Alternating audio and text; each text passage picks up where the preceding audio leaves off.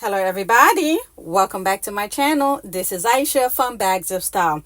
In today's video, I wanted to talk about all three of these companies. Anyway, if you guys are new to my channel, what are you waiting on? Please do not forget to like, comment, subscribe. Come join the family. We talk about everything bag related, from contemporary all the way to luxury. And to my returning subscribers, thank you guys so much for the support.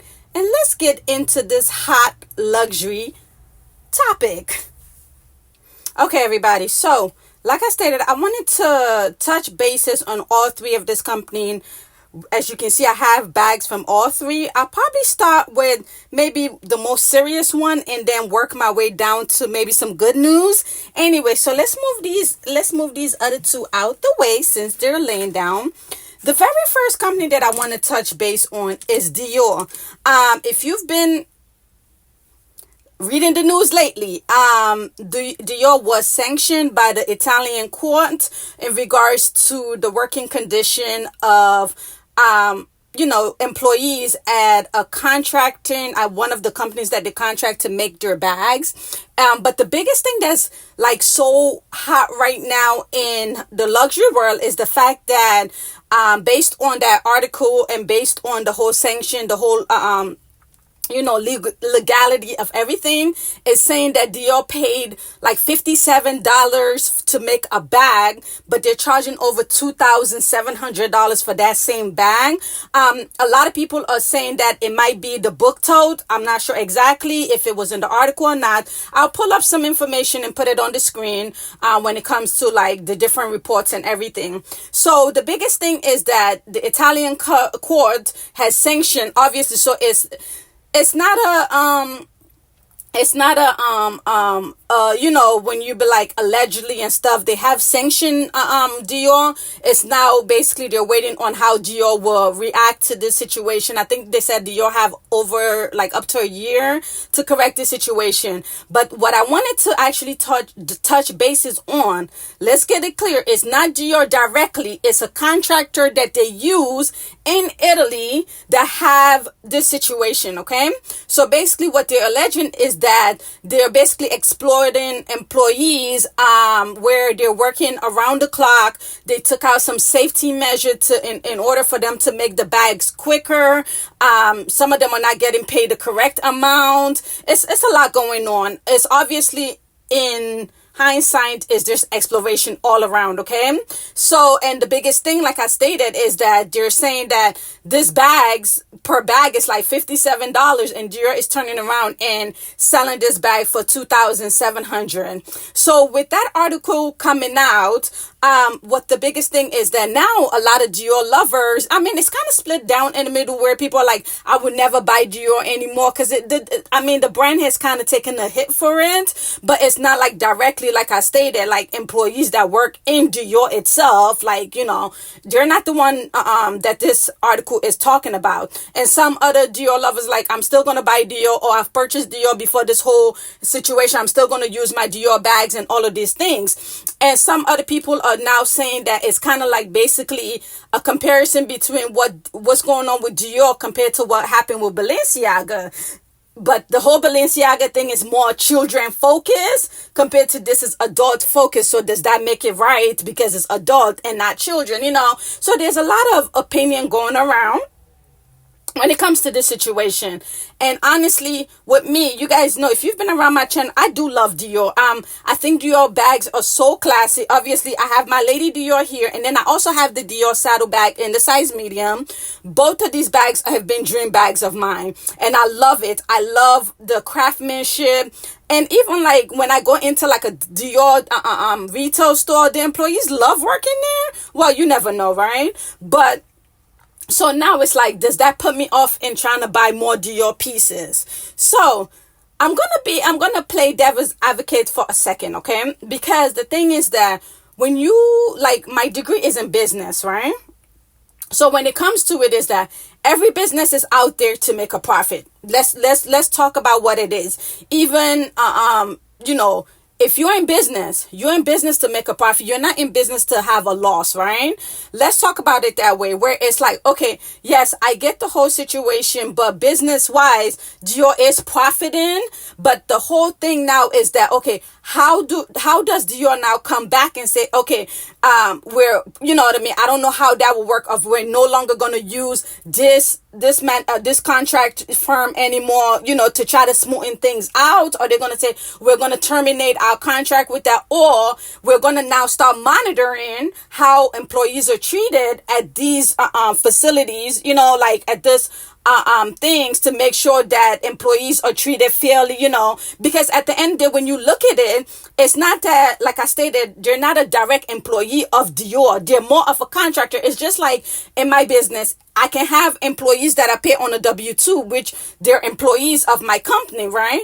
Compared to I have contractors where it's like, okay, if I have a specific work that I need done, I'll pay them for them to get that job done, but they're not really an employee of mine. They're just a contractor. So now is, how does Dior now make sure that they're like, okay, well, the contractors that we use, we got to make sure that we vet them, right? Make sure that they don't have any controversy going on, because at the end of the day, yeah, it's still tied to us because we're using them to make our bags. And if we're not paying that much, and the condition is not ideal, what does that look like? So that's one of the thing now that Dior got to look at. But honestly, like I said, I love Dior. I don't think I'm going to stop buying from Dior, because if you look at it, every single luxury house have had some type of controversy happening. Like I said, with the whole Balenciaga, with the child thing, the advertisement, even Hermes are getting sued by California ladies who think that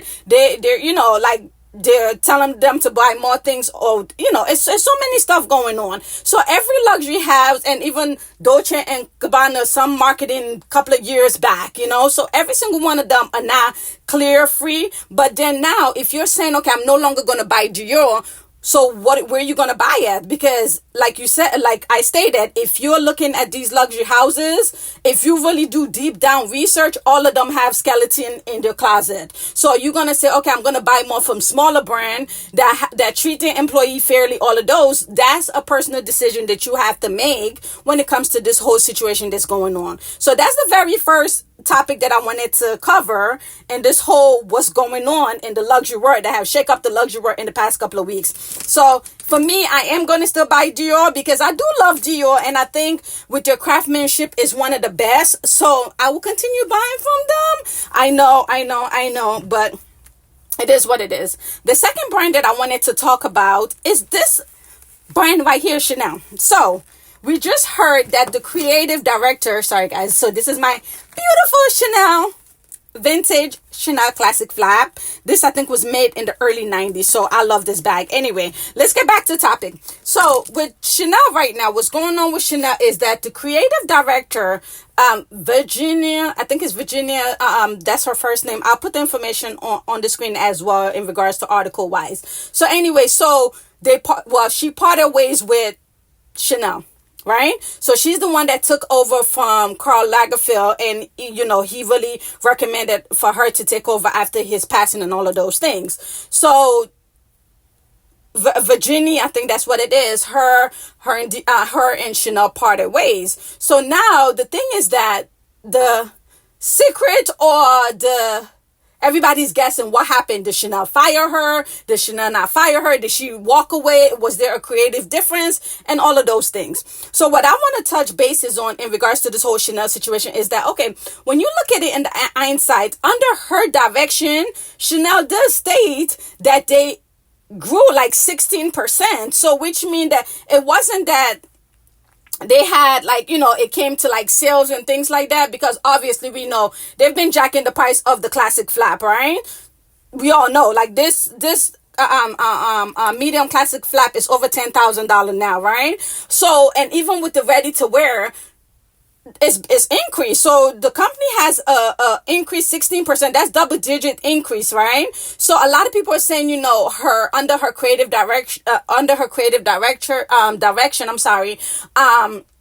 the pieces have been boring. They're not excited, all of those things. But to me, as a business, I'm making profit, so why would I want to let somebody go that under her direction I'm still increasing, right? So what kind of like the talk around town is that, Chanel needed, like maybe a scapegoat in regards to this whole price increase situation that's going on, because that's the biggest complaint that a lot of people have now about Chanel, is that their price increase is ridiculous, and the bags are not what they used to make. Like, the quality is not there, the price keep increasing. So a lot of people around town, are saying maybe they needed a scapegoat to actually take that fall for it. Because if you look at it, why would you let go of somebody that has actually helped increase the sale of the company? And even recently, when the CEO of Chanel did an interview, she was saying that they would never let her go. Like, that's not even an option. That's not even all of those things. So for us to hear that she's no longer the creative director,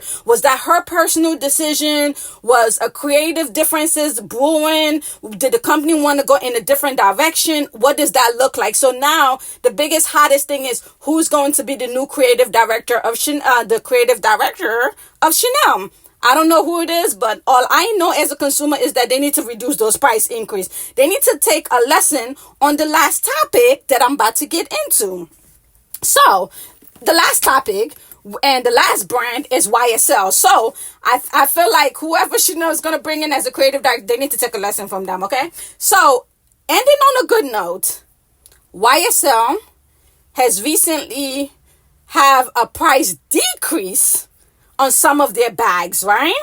So because a lot of people are like, oh, YSL is an entry level luxury house, and I get it and everything like that. But listen, if you've been around my channel, I've already told you guys, I love me some YSL. YSL was the first luxury house that I stepped my foot into when I wanted to start buying luxury, right?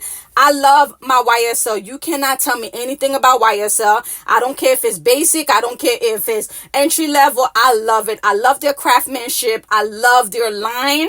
A lot of the bags that they make, I really love it, okay? And their craftsmanship, chef's kiss, to me is one of the best, okay? But anyway, so they have actually had price decrease on some of their line, like the Lulu line. I'll put an article that really goes into what line actually had the price decrease instead of increase. So I feel like what YSL is trying to do is, like, they know, okay, what's going on, the times and everything, but they're trying to bait, have people be like, oh my God, they have a price increase, and get them into their ecosystem so that people can actually buy more. Like, to say, oh, okay, well, I want the Lulu line. I want this one. Let's say if this is one of the lines that are on the decrease, it's like, oh, I can get a Lulu. Okay, well, maybe if I get this, I can see when I go into the store, get something else, and, become a YSL fan. So I think that's a great thing, and I think Chanel needs to take a lesson, or improve on their quality of their bags if they're going to act for that price, that type of money. Because I know with Chanel, they want to price people out, but I like the fact that YSL is trying to price people in instead of out, right? Because at the end of the day, it only matter about sales. So if you're getting the sales, why not get to say, sometimes you might need to read the environment to see, what though, maybe a price decrease is necessary instead of a price increase, because we are in a recession. So anyway, those are the 3 brands that I wanted to talk about in this video.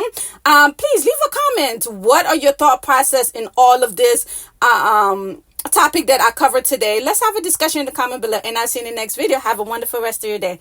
Bye.